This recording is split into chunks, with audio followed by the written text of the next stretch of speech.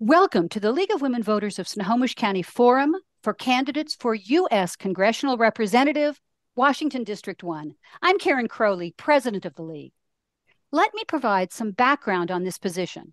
The House of Representatives is responsible for declaring war, maintaining the armed forces, assessing taxes, borrowing money, minting currency, regulating commerce, and making all laws necessary for the operation of government. The entire membership of the House is up for election in even-numbered years. U.S. Congressional Representative is a partisan position, and candidates may declare a party affiliation. The candidates for representative from Congressional District 1 this year are Orion Webster, Mary Silva, Derek Chartrand, Susan Dalbene, Matt Hines, and Jeb Brewer. It's the policy of the League to be nonpartisan. Therefore, we neither endorse nor oppose party or candidate. Now, the rules for participation in this forum were sent ahead of time to all our candidates, and they have agreed to follow them, and our moderator will enforce them. Our moderator for this forum is League member Karen Madsen. She will pose the questions and will clearly state the amount of time allowed for each answer. We're using a countdown timer that's visible to all the candidates, and time limits on answers will be strictly enforced. The order of responses for the first question will be Mr. Chartrand, Mr. Brewer, Ms. Silva, Mr. Hines, Mr. Webster, and Ms. Dalbene. The moderator will then alternate candidates in the starting position to ensure a fair sequence, with Mr. Brewer leading off on the second question, Ms. Silva on the third, and so on and so forth. Please note, there was an audio issue with our live stream recording, and to correct that error, we have re-recorded the first two candidates' answers to question 1. By the way, we're so pleased that all 6 candidates are with us this evening. So let's begin. Candidates will have 90 seconds to respond to this first question. And Mr. Chartrand, that first question is, what are the major issues that you feel need to be addressed by the House of Representatives? And please explain why you are focusing on these issues. Go ahead. Thank you, Karen, and thank you, League of Women Voters, for us giving the forum opportunity to share our viewpoints. When elected, the first area of emphasis that I will have is on balancing the budget. We have spent ourselves into over $33 trillion worth of debt. This is obligations that we, not recently, but over the course of time, have agreed that the spending is essential for our programs. Our incumbent, Suzanne Dalbene, has voted yes on most spending bills that have increased this national debt to an epidemic level. My goal will be to balance the budget, working with the president to do that objective. Bill Clinton was our last president to balance the budget, and not only that, but also leave a budget surplus. So we can work together to find a balance of this budget.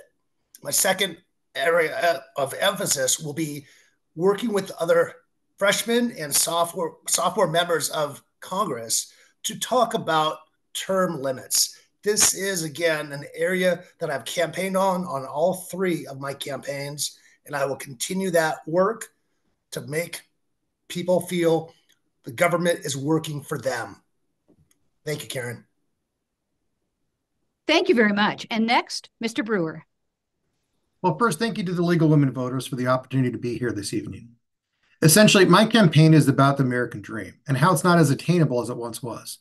We're a country of immigrants where people came here looking for better jobs, a chance to start a business, and the opportunity to own a home with a little bit of land. Often, immigrants were escaping areas plagued with violence, crime, and oppressive governments dictating on how they live their lives. But the direction of our government is at the hands of career politicians is now hindering the American dream. Government is adding undue complexity for those trying to start and grow businesses. Crime has worsened due to the lack of enforcement. The government is pushing us to live in high-density urban apartments. And now, more so than ever, the government is dictating our freedoms and choices in what we buy and how we live our lives. Politicians have forgotten that government exists to serve the people, not the people to serve the government. The intentions of career politicians have failed. It's time for new solutions. My top issues to address is legislation that strengthens the economy and specifically business creation and business growth. Through vibrant businesses, we create wealth, jobs, and a lower dependence on others. And if that business is manufacturing, even better, because we need to bring back manufacturing to the U.S. and increase our competitive edge by producing and purchasing goods here, which builds a stable economy and wealth that can then be used to solve other problems we're plagued with. Thank you. Thank you very much. And now we will rejoin the live stream recording with moderator Karen Madsen, and Ms. Silva will be the next to answer. Okay, thank you for having me. My top priority is to bring technology jobs back home. We are outsourcing so much technology that it has put our country and critical infrastructure in danger. The key points of my platform stem from one concept: national security. And I realize it seems like an obscure, specialized subject far from the minds of families just trying to make ends meet, but it is my mission to reduce these complex ideas into practical terms relevant to all of Washington, the whole Washington state community, from corporate offices to government to working families, many of whom are now on the cost of living edge, I'm sorry. Washington state is a major target for foreign penetration and industrial espionage and sabotage. It's not just affecting our state, but the whole country. And I realize this is a very Hollywood concept to lead on, especially for a mother who works full-time in healthcare. But whistleblowers have made me understand that just how bad things have gotten and how it's affecting every facet of American life, down to working families and for my own ability to make ends meet. Ordinary people need to understand that this is not something we need to just leave to the experts. We must bring this focused, specialized concept into the general public domain. And by doing so, we'll provide the economic, political foundation to launch a multi-decade offensive to get this country back on its feet economically, physically, politically, and even spiritually. Thank you. You're very welcome. Thank you for your response. Mr. Hines, you'll be up next to answer this question. Did you have a chance to hear the question? It's the first one on your list. It is indeed. All right. Well, let's roll then. Mr. Hines, I need to remind you that part of the agreement you signed was that there would be no candidate materials in sight. So you may not show a sign to the camera as you did a moment ago, and you should remove the hat from the view of the camera, please. Okay. Thank you. Appreciate your help. All right. So do I get to start now? You certainly do. Okay, so I'd like to welcome everybody in the First District. I'm actually down in Oregon. I am speaking tomorrow at Beachfoot 2024 about my upcoming Cascade Bigfoot Blood Mystery documentary series that will be coming out this summer. And so I've got to do this, and then tomorrow night I'm a keynote speaker. So let's just talk about what are the top issues for this position. And first of all, we're being laughed at around the world because everyone knows our uniparty legislators are voting for death, hate, and war, and then they make trades on the stock market to increase their vast wealth. Case in point, our representative in Congress has gone from an $80 million fortune when I first ran in 2018 to the latest figure at $145 million. When you look at Suzanne Delbene, you're looking at a stooge for Bill Gates and the demented left. Mr. Hines, second case in point, Mr. in Hines, 2020, at this Mr. very Hines, debate, she advocated Mr. testing. Hines, Yes. You agreed in your candidate agreement that you would not make accusations or address your comments to. I'm not. These are facts. These are all facts. Mr. Hines, Mr. Yes. Hines, you've expressed an opinion about a fellow candidate. That's not acceptable. There's no opinion here. This is a fact. Hines, she has $145 million. Mr. Hines, you used. Okay, I want my time back. I want my time back. Mr. Hines, you used the word stooge. That is not acceptable. What we want to hear from you and what our voters and our listeners want to hear from you is your opinion about the questions being asked. The question on the table is, what are the major issues you feel need to be addressed by the House of Representatives? If you'd like to take an additional 30 seconds to complete your answer to that question, Mr. Hines, this can't continue.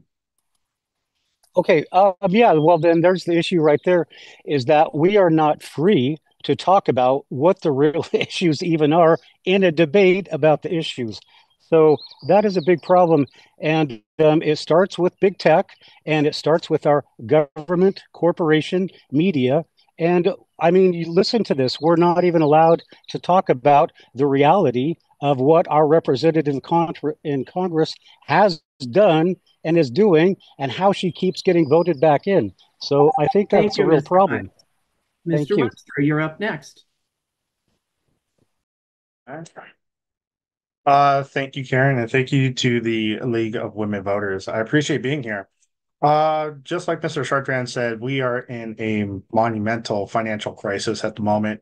Our national debt has soared to about $34 trillion. And what that really means is that every American, man, woman, and child, owe $107,000 in order to pay this off. But that's just the current No, that's just the current national debt. If we look at the unfunded liabilities of $215 trillion, the things that we promised into the future, we're looking at about $643,000 per American. Secondly, our gross domestic product of the United States stands at $28 trillion. And if we look at the percentage to debt ratio, it's about 122%. We cannot sustain this. It's impossible to actually address this issue. Currently, I'm working on a plan to eliminate the national debt and transfer most of our problems to the private sector, mostly the retirement and Social Security, which is about to hit insolvency in 2034. That means that the payments are going to be reduced by 20%. And then it's going to get worse thereafter. I think these are things that we need to address and that we're not looking in the future to solving these problems. And I think that right now, if we have a decade of sacrifice, we could survive a decade of chaos later on. Thank you. You're very welcome. Thank you, Mr. Webster. Ms. Dilbene. Thank you. And I want to thank the League of Women Voters for putting together this forum, for work you do to get our voices to constituents. I also have the honor of representing the 1st Congressional District in Congress. I'm Susan Delbene. I really think this election is fundamentally about our rights, our freedoms, our democracy, and our future. And when we talk about our future, I think it's incredibly important that we continue to build an economy that works for everyone across our region, across our country, and strengthen and grow the middle class. One way to do that is to continue work that I've been doing to reinstate the child tax credit. This is a way we support families and make sure that our kids have a bright future. When we had this policy in place before, we were able to see a cut in child poverty across the country of almost 50%. We need to continue to lower costs for families and seniors by continuing work to lower prescription drug costs, protect and strengthen Social Security and Medicare, and make sure we have more affordable housing across the country. This is an urban issue, a rural issue. It's an issue in our tribal communities. And I've been leading an effort to make sure that we invest in more affordable housing across the country. And finally, when we talk about protecting our rights and our freedoms, it's important that we protect reproductive freedom and pass the Women's Health Protection Act. Thank you very much. Mr. Brewer, you have the opportunity to lead off on our second question, 90 seconds for the response to this one. You've talked about the issues you think need to be addressed. Now, please tell us what qualifications and experiences make you a good choice to address these issues. Sure. So, our government was designed to have a rotation of people in office, people that reflect the constituents that live there, people that understand the challenges, the problems. Like the constituents, I'm asking for their vote. I understand how much it costs to heat your house and feed your family and what the price of gas is. These are things that we need to have our representatives be very aware of. We can't have people that have been in office for, over 12 years that become lifetime politicians. By trade, I'm a project manager. I work on solving problems. I reach out to people with conflicting different ideas. I find solutions to problems. I understand finding people that have opposite viewpoints because we need to work together to find solutions that work for everybody. There's a lot of people in office that have some great ideas or what they thought were great ideas, but they're failing. They're bad solutions to their ideas, and that needs to be changed. That needs to be addressed. So it's time for a change of people and time for a change of leadership in this position. Thank you, sir. Ms. Silva, your thoughts?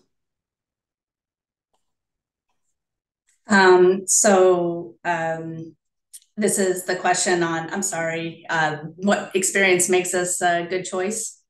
That's correct. Yes. Gotcha. Just double checking. To read it again? No, that's okay. Okay. So academically, and in regards to my work history, I'm a solid performer in my role as an audiologist. I earned a doctorate in my field. I'm a leader at my company. And while working full-time and supporting my family, I have managed to not only understand the complexity of the issues that we face regarding our national security, but I've gathered a geopolitical understanding, a historical understanding, and have managed to learn all of this well enough to inform my representatives on this issue that I'm running on and compile the information I gathered into a well-sourced 33-page document. I took steps to communicate it to members of my party and the public, and I figured out how to file and run for our federal office by myself. So I feel like all these things I've done have made me a great choice in terms of experience and even if I don't have experience in office. I feel I'll be okay with the paperwork and the bean counting and the networks of supporters I believe will come once they understand that I mean business and I am a woman of action. In areas where I lack knowledge, I will seek out mentors and experts. And what I bring is a dogged persistence in everything I do and an unquenchable thirst for the truth and a desire to bring an end to the absurd games. Thank you very much, Ms. Tillman. I appreciate it. Mr. Hines, you're up next. Thank you. All right. Well, I guess I'll just go ahead and tell you my resume. Yeah, I made my first jump out of jump school at Fort Benning, Georgia, when I was 19 on my 19th birthday. I joined the military. I joined the Special Forces, and I spent my time in the military 4 years in the 82nd Airborne. After that, I said, I want to help my country. I want to make the world a better place. So I went to school to be a teacher. I went to Washington State University and obtained my degree in history. Then I went to the University of Alaska in Anchorage, where I got my master's degree. And then I went into teaching. But I found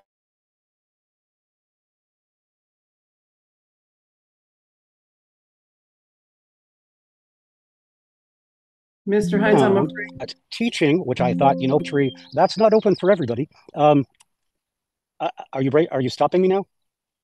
No, I was not able to hear you for a few moments. I wanted to let you know that, but we hear you well now. Take an additional 15 seconds. Yeah. Okay. So, yeah, my whole life I've spent dedicated to my country. I'm the only one that has ever gone overseas after September 11th to teach people in the Middle East that Americans are not all warmongers. So you need to look seriously at my resume, at my background, because I'm the only one sitting here that's even qualified to be in Congress. Thank you, Mr. Hines. Mr. Webster. Hi. So my qualifications are under the Constitution. In Article 1, Section 2, the only qualifications required are that no person shall be a representative who shall be attained the age of 25 years and been 7 years a citizen of the United States. That's the only qualification we really need as Americans. As far as my experience is that I've had a long journey and deeply grounded service. I'm a Christian, a loving husband, and a proud father, roles that have shaped my values and strengthened who I am in my resolve to fight for a better future. Currently, I'm serving as a law enforcement officer, but my service as a law enforcement officer and as a veteran have instilled in me a profound respect to justice and integrity and the importance of protecting innocent lives.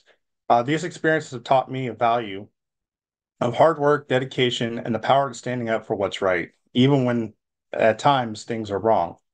I believe in the Constitution and the power of its people to govern themselves. I am deeply concerned about the political corruption and the unlawful federal targeting of individuals and corporations and NGOs that undermine our democracy, I should say republic, since we are a republic.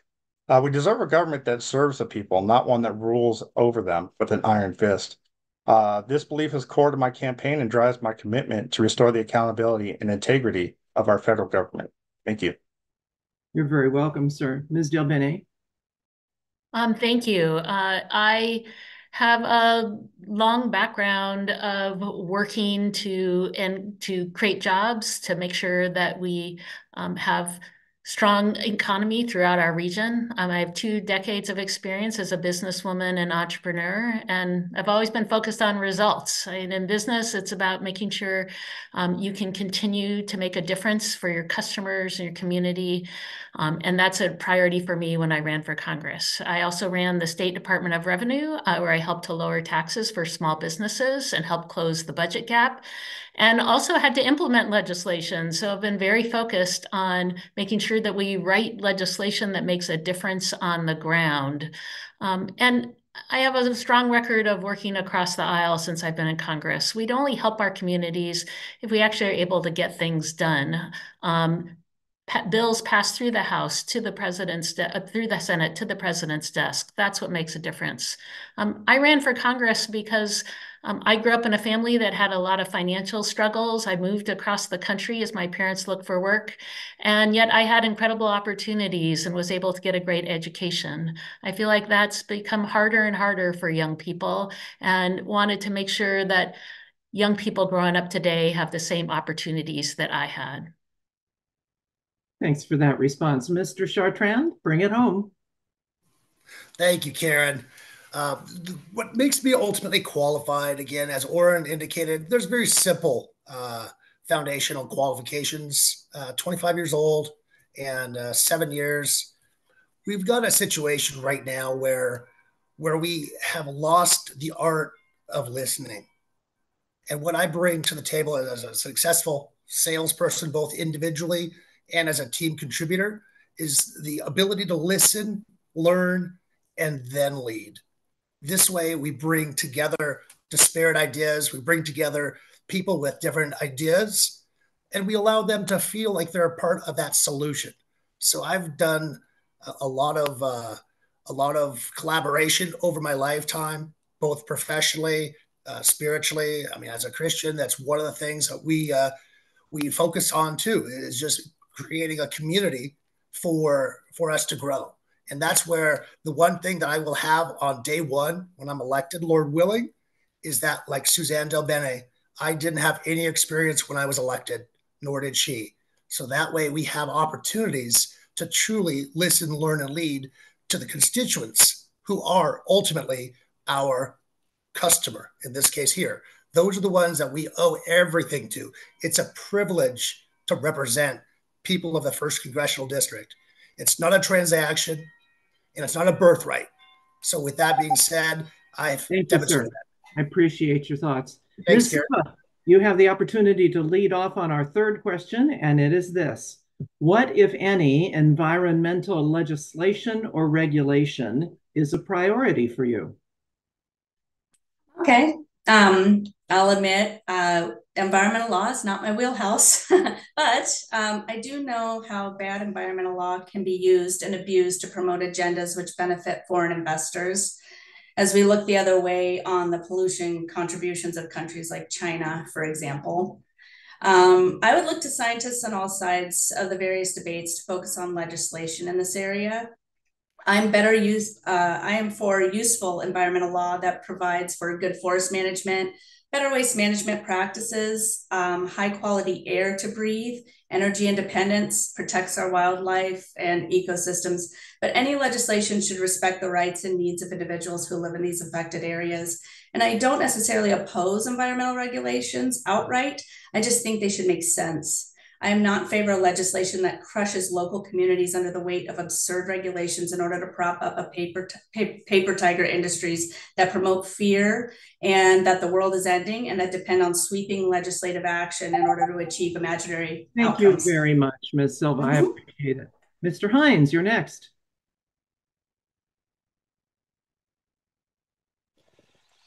All right. So yeah, as far as environmental regulations, I don't know if you can see behind me, but I'm in a very pristine wilderness. I grew up in Sequim, and I grew up next to the Puget Sound, the Strait of Juan de Fuca.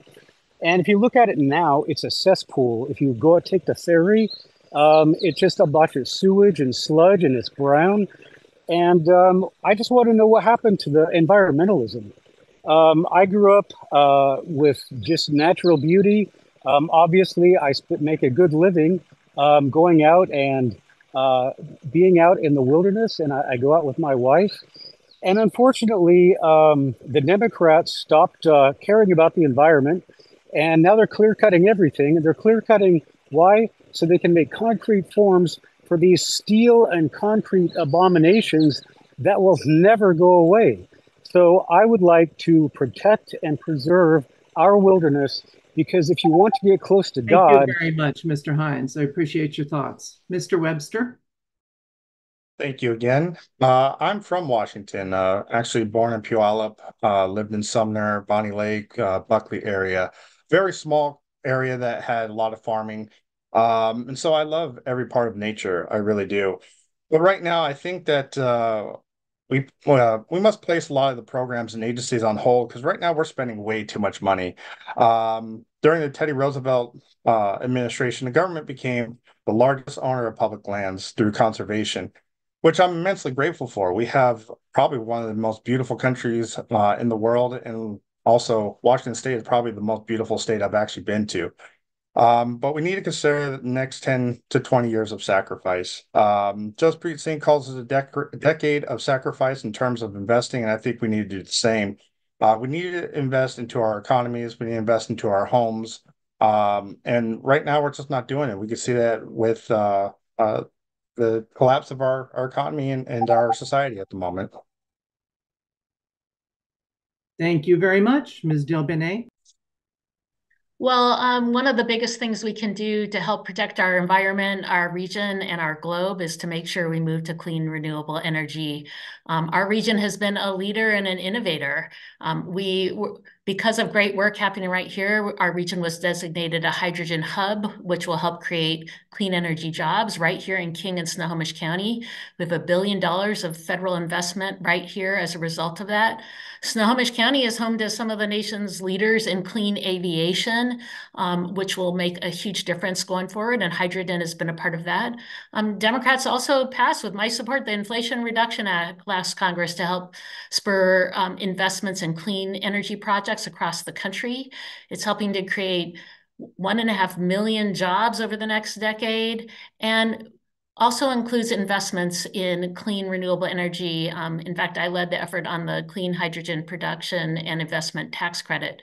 And then we also have to make sure we reward companies who are... Thank you very much, Ms. Delbene. Mr. Chartrand, your thoughts? Thank you very much, Karen. And for my policies, I've worked in the environmental space, representing a company that has lowered the carbon footprint, Republican-owned company, for over 20 years. There is technology that is available for companies to utilize to reduce their carbon footprint as they focus on the sustainability model. We need to listen, learn, and lead, as I've said throughout this forum here. That's the true method of getting buy-in from people that do not want to change. And that's ultimately what will be best for our country, is to participate fully.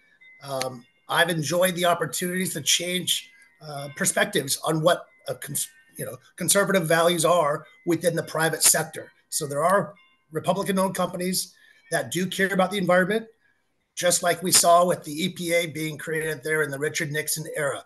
So Richard Nixon has done a great job setting the foundation. Appreciate your thoughts. Mr. Brewer. So we need to protect our environment, but there's a balance of protecting the environment versus burdening the people and businesses. A lot of recent legislation is increasing the price of gas. It's increasing the price of electricity. And it's happening before we're able to create better systems to more energy to bring online. Also, a lot of the energy policy, environmental policy is misguided nowadays. We're promoting feel-good stuff like, electric cars, which in many ways are actually bad and have negative impacts on the environment. One of the big things for me that we're not talking about is our disposable culture. When you look at the electric cars, we're creating these cars with, it's kind of a single-use cars with batteries that are not easily to be changed out or recycled. We need to be thinking about this differently in a way that doesn't burden us, but still protects us for the future and protects our environment. Okay, Mr. Hines, you lead off on this next question, 60 seconds. Thinking about the issue of immigration, what policy recommendations, if any, would you make or support?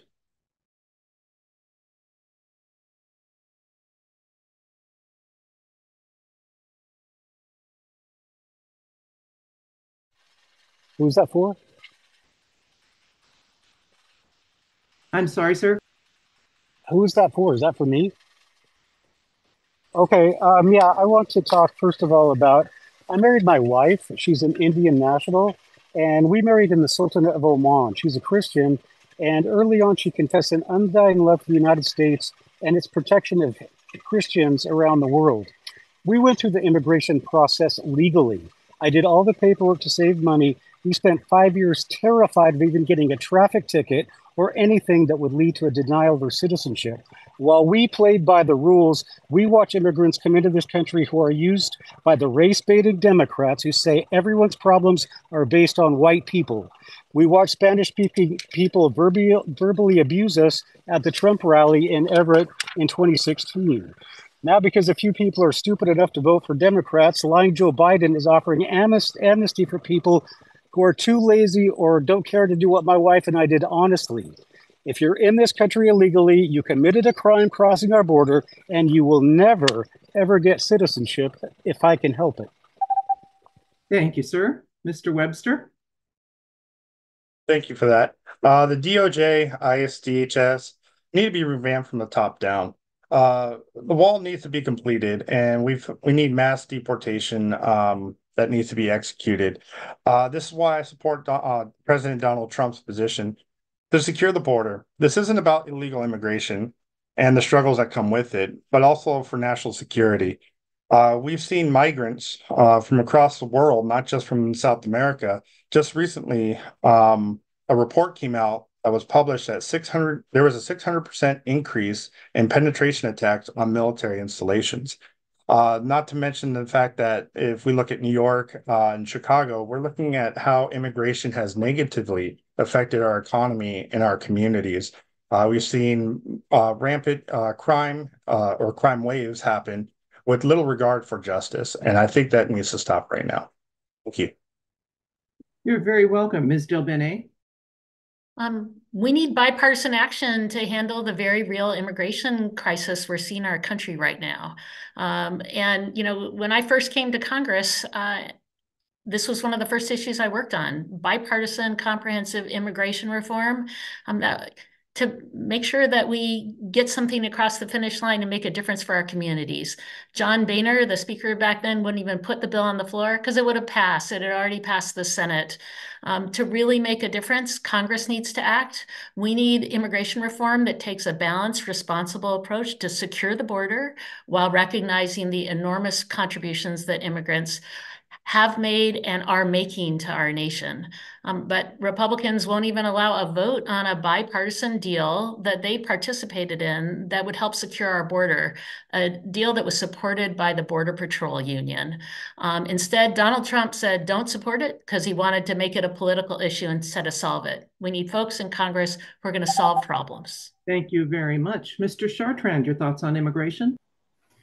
Yeah, thank you, Karen. Immigration has been a can that, unfortunately, we kick down the street, but it never changes the shape of the can. We have to bring in fresh voices, calm, rational voices that will listen, learn, and lead.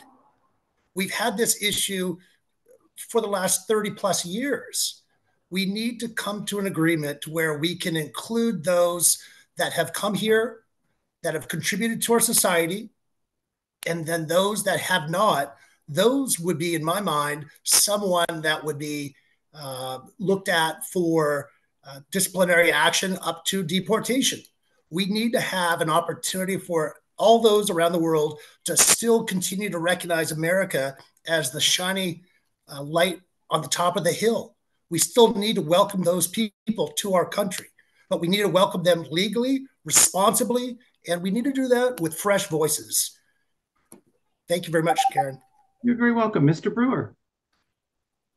America is a country that's always been a melting pot of immigration. But with that, it needs to be a controlled process, but one that still promotes the immigration here, because we need people from other countries. We need part of that for their cultures and to build ourselves and make us better. But we need to know who's crossing our borders. We need to ensure that those that are immigrating here are set up to become productive members of society and not burdens on communities. And so much of that is occurring now. We need to change it. I mean, for the protection of our country and for protection of the people that are immigrating here. I believe we need to have a better guest worker status, guest worker program, so that people that are coming here, we're ensured that they're taxed, that they're contributing to society.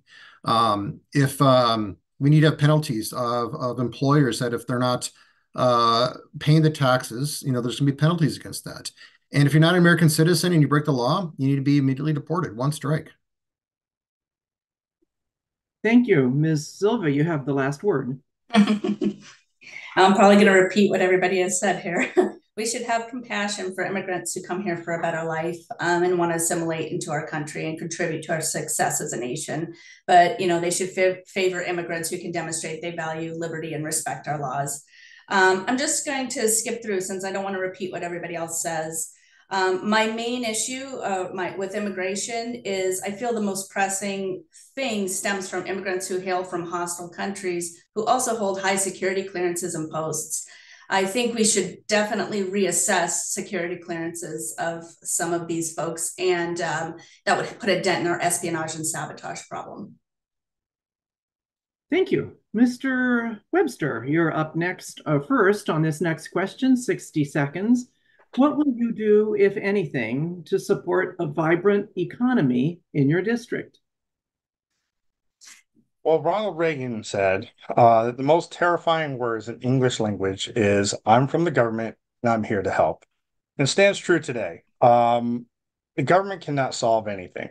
In fact, I believe that the weight of solving our problems rests on the American people themselves. And the reason why is because they have the ability to have ingenuity and think outside the box and create ways to go ahead and solve our problems. I don't think any politician, not even myself, can ever promise to support a vibrant economy. In fact, they will throw money at the problem in hopes that it will actually go ahead and fix it. The problems that we're trying to face right now will add to the national debt, and eventually that's going to become an inevitable crisis that we're going to have to hit, and it's going to lead to depression. My question is, do we want the decade of sacrifice now where we could solve these problems together with the American people, or a decade of chaos?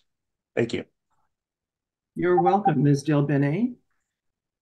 Well, one of the biggest things we can do is make sure we provide the foundation that our economy runs off of. That making sure that we are passing budgets and the government is open and doing its job. Republicans have continued to put the country at risk by threatening shutdowns, default on our debt over and over again, have not been focused on governing and making sure we provide that certainty and stability. I serve on the Ways and Means Committee where we set tax policy, and we have a chance to continue to make tax policy that will lead to a fair tax code and that supports the investments we make in our infrastructure, the infrastructure that helps move goods throughout our region, helps people get to work, make sure that we have clean water, sewer systems. All of these things are investments that we can do that can make sure that our communities are thriving and our economy is vibrant. I appreciate that. Mr. Chartrand, your thoughts? Thank you very much, Karen. That infrastructure that was just spoken about has already been there.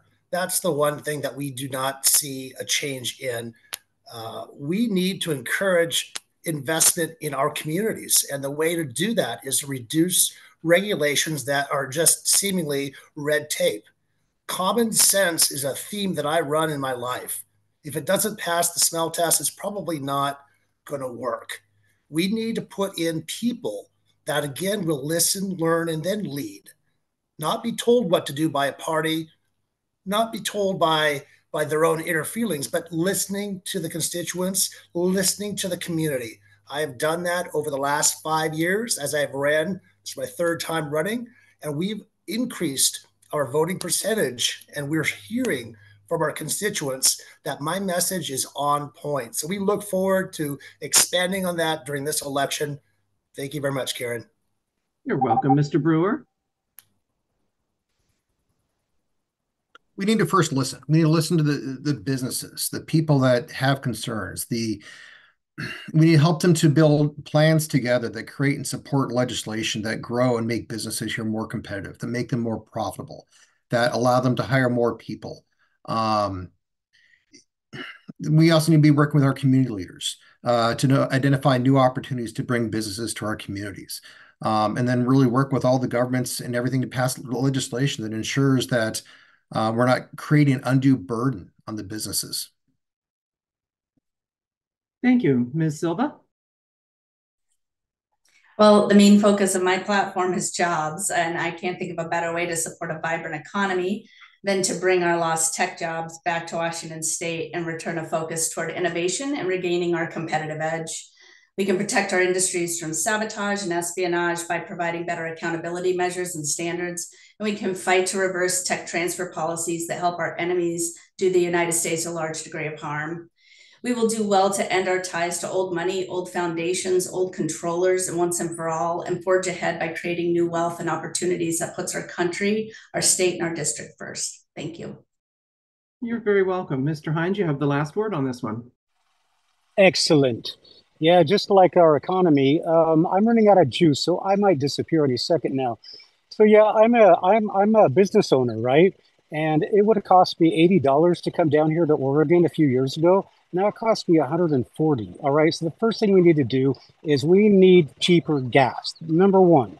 The second thing we need to do is all business owners rely on the internet. They rely on social media. We cannot have the government putting their finger on people that they don't agree with and saying this person doesn't get to exist. They don't get to have a business because they don't agree with us. So, and we've seen that every day, how the Department of Justice and the FBI put the finger on people and shut them down literally, so they have no business. So those are the two things. Get the government off our backs and get cheaper fuel for us so we can do our business and thrive as Americans.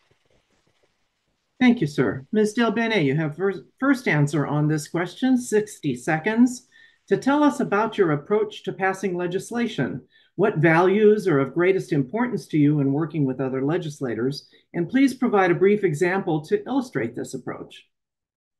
Well, I think the thing we all have to keep in mind if you're a legislator is that to actually get it done, you've got to get legislation through the House, through the Senate, and signed by the president. We're in a divided government, so by definition, that means it has to be bipartisan and critically important to make a difference. One example was landslide legislation that I passed, the National Landslide Preparedness Act. After the horrific landslide we saw in Oso, I wanted to do everything I could to make sure that a natural disaster does not again become a national tragedy. And so put together legislation to focus on research preparedness so that our communities could be ready, could have the testing they needed. I got a sponsor in the Senate, Senator Cantwell, helped drive it in the Senate and was able to get strong bipartisan support. And this bill passed Congress and was signed by President Trump and is helping us today. Thank you very much. Mr. Chartrand. Can you repeat that question, Karen, please, quickly? Oh, I would be happy to.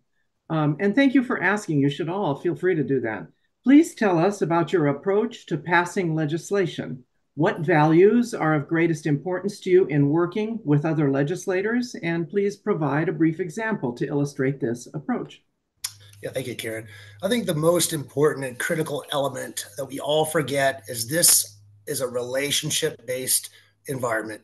We represent our constituents. The first thing we need to do is build relationships within the body.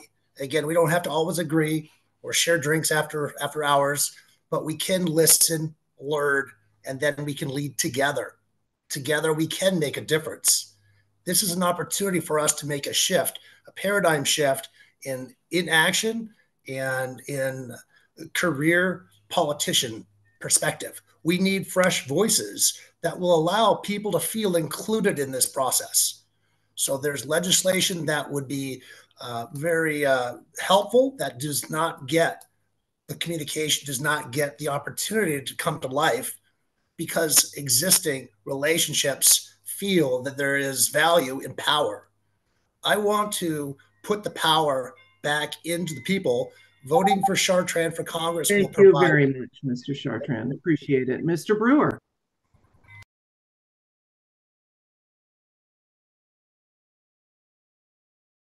Sorry, my screen is freaking out there for a second.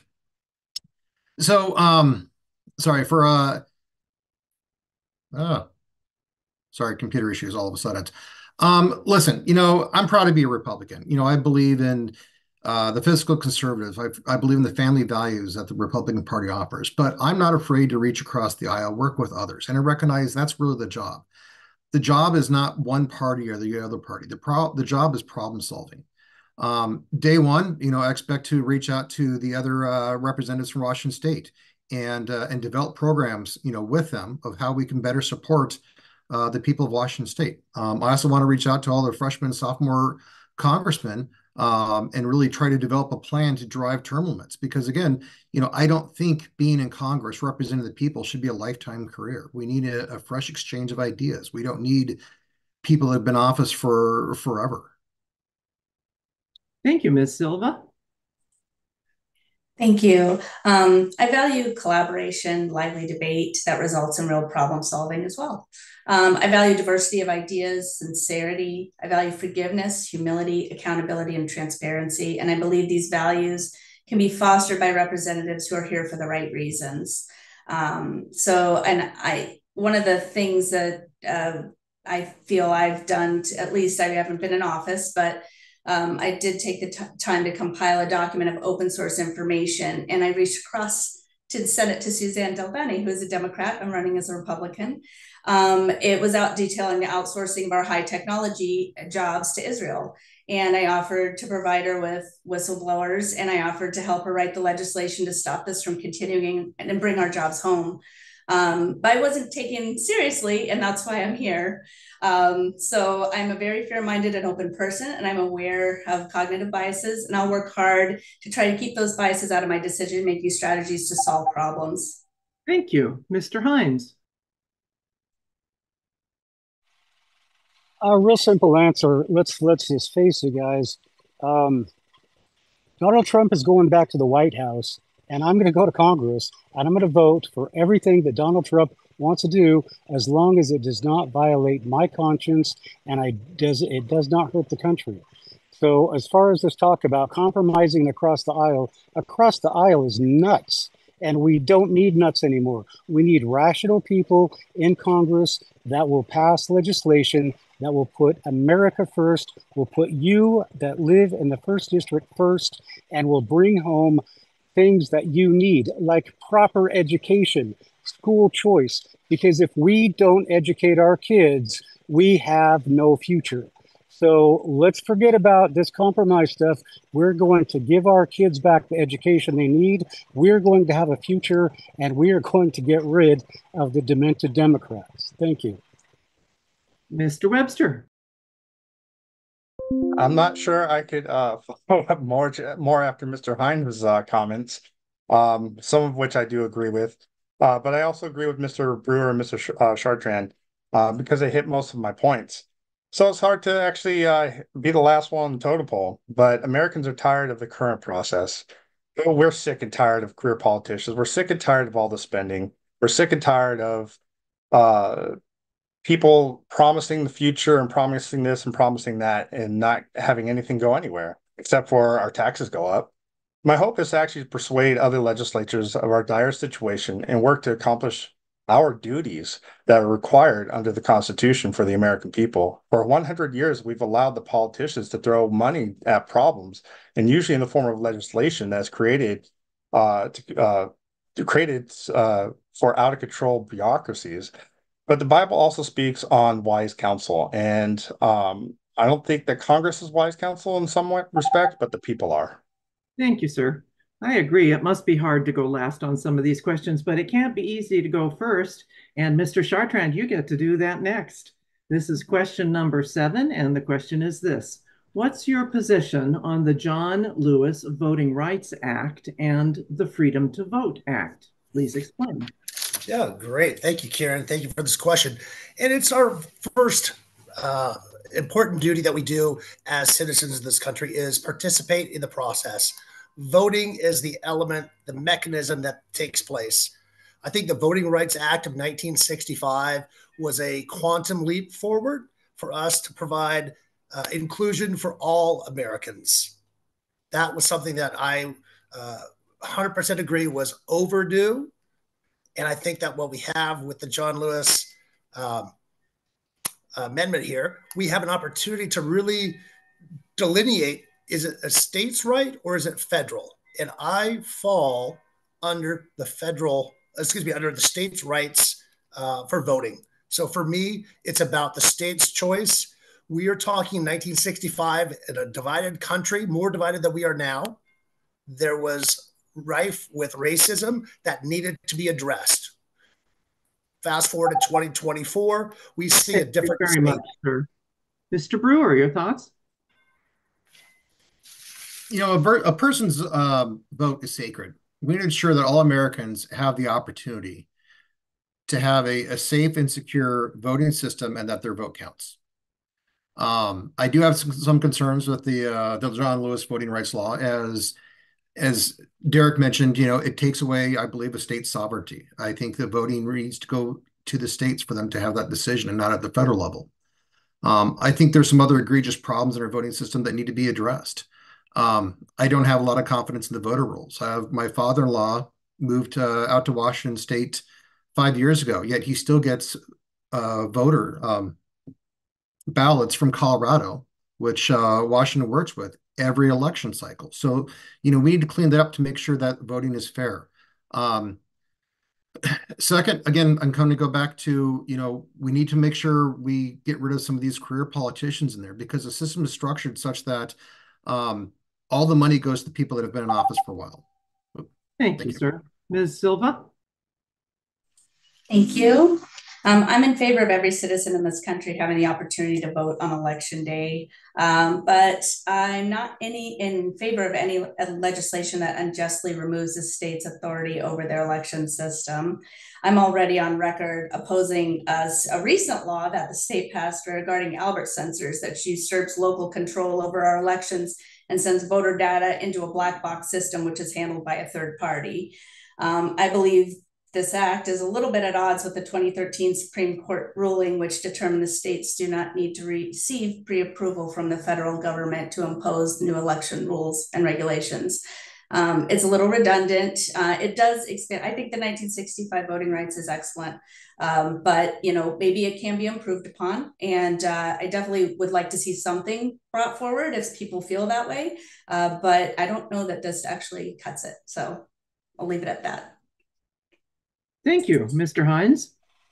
This is probably going to be my last question. I'm down to 1% on my battery. So thank you for people of the League of Women Voters, and thank you for the people of First District for listening. Please vote for me in this next election. So yeah, let's talk about the Voting Rights Act, because what it came about was because the Democrat Party is the party of the Ku Klux Klan, and for 100 years, they made sure that they terrorized people who got out of the Democrat Party or tried to vote out of the Democrat Party, and they tried to form Republican parties in the South because that was the party of freedom. That was the party of Abraham Lincoln, and they wanted freedom. And they didn't see that from the Democrat Party. So the Democrat Party makes a real big show about, oh, we're for the blacks and we're for the African Americans, but they tell people, if you don't vote for us, hey, man, you ain't black. Well, look what's happening now. Blacks are deserting the Democrat Party in droves, and now Joe Biden has to bring in a whole bunch of illegals to vote for the Democrats because everybody else gave up on it. Thank you, Mr. Hines. Mr. Webster, you're up next on this question. Thank you for the question. I agree with Mr. Brewer and Mr. Chartrand. The voting rights need to actually be instilled in the states, not into the federal government. We have seen vote by mail has seen a lot of corruption, and ballot harvesting has also happened in recent elections, and no one has confidence in the system. I think we need to make voting a federal holiday, if anything, require in-person ballots, and have an open voting system and voting accountability. One thing I wanted to point out is that under the John Lewis Voting Rights Act, it was to restore pre-clearance to the actual system. So you would go through a process, probably showing your driver's license and so forth, in order to go ahead and prove that who you are and to vote in the current election. But that was shot down by Eric Holder, who was the Attorney General of the state or of the federal government. And that's just a shame because I think that we need some integrity into our elections. Thank you, sir. Thank Ms. you. Gilbane? I had the honor of serving with John Lewis in Congress, and he was an incredible leader to fight for our sacred right to vote. I am a co-sponsor of both of these pieces of legislation, making sure that we restore and modernize the Voting Rights Act, also making sure that folks across the country are able to vote and cast their ballot. Right now, we've seen Republicans do extreme things to gerrymander districts, spread conspiracy theories about voting, and work to kick people off the rolls and suppress the vote. These bills help fight against these attacks on people's right to vote, on their access to the ballot, and such an incredibly important thing for all of us to do, to fight for. And I'm proud to sponsor both of these pieces of legislation. Thank you all for your thoughts on that one. And we've come now finally to the very last question. Mr. Brewer, you have the honor of going first.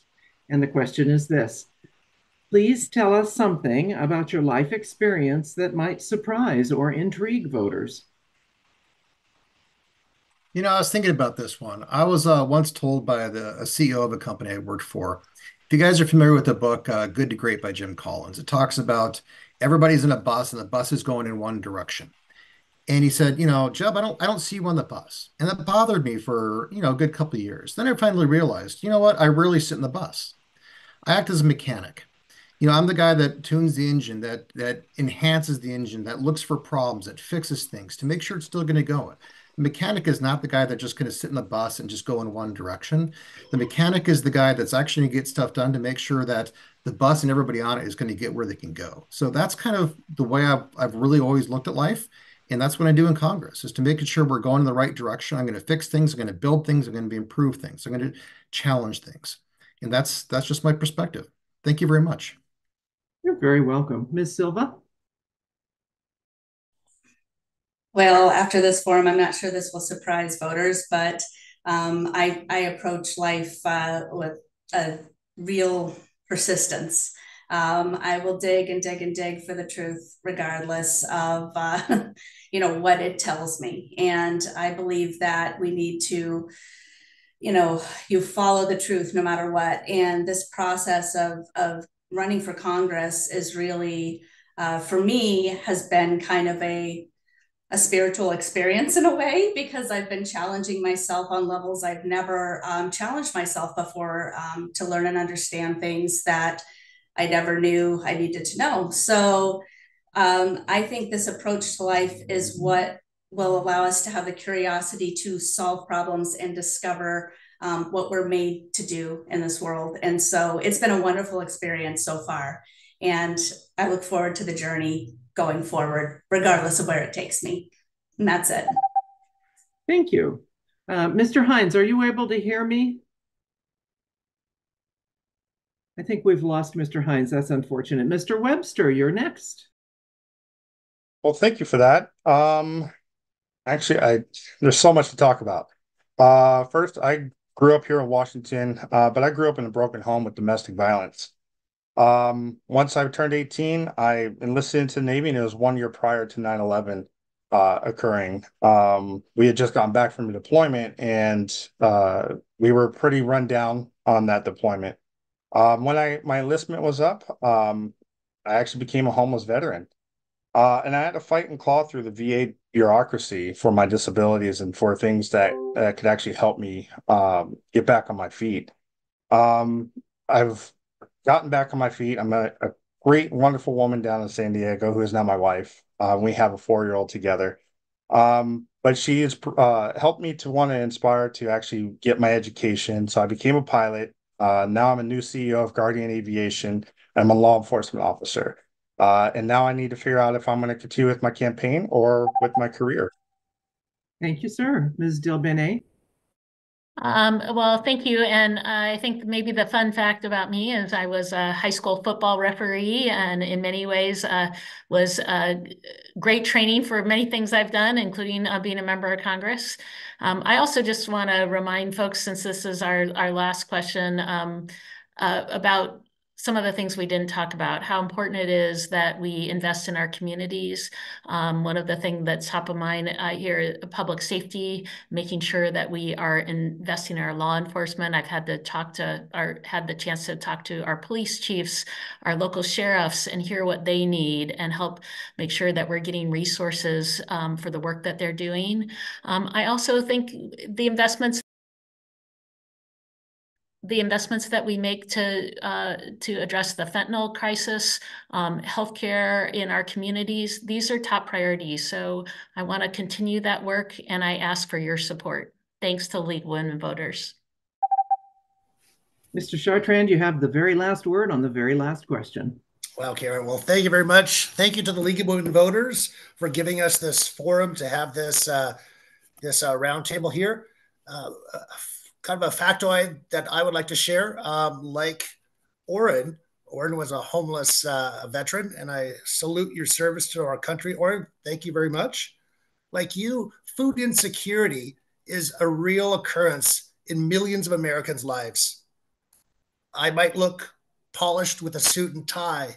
My family, during the 2009 Great Recession, our family was on food stamps for a period of time. So it's not just homeless people. It's not just people that have, bad decisions in their life. It's economics that affect millions of Americans. So I've got the context. I have the understanding of what people are going through with their food insecurity. I look forward to the day that I can look them in the eye and say, there is a hope. We have the dream. Thank you very much for the League of Women Voters. Well. Thank you very much. It's been a pleasure hearing from each of you, and we appreciate your sharing your views. We thank you for joining us tonight and for running for office. A recording of this forum and others can be found on the League of Women Voters of Snohomish County website, on YouTube, and on podcast channels. Find links at lwvsnoho.org. We encourage you to explore additional information about these and all candidates. Vote411.org, sponsored by the League, is another good source of information. The Snohomish County voter pamphlet will be mailed starting July 17th. Ballots will be mailed starting July 18th, and primary election day is Tuesday, August 6th.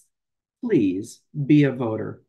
Thank you to our League Candidate Forum team and to the Forum Coalition, and special thanks to Dave Moon and the Salton High School students at turkpride.tv who made this live stream possible. And of course, thanks to all of you in the audience for joining us. This concludes our Candidate Forum.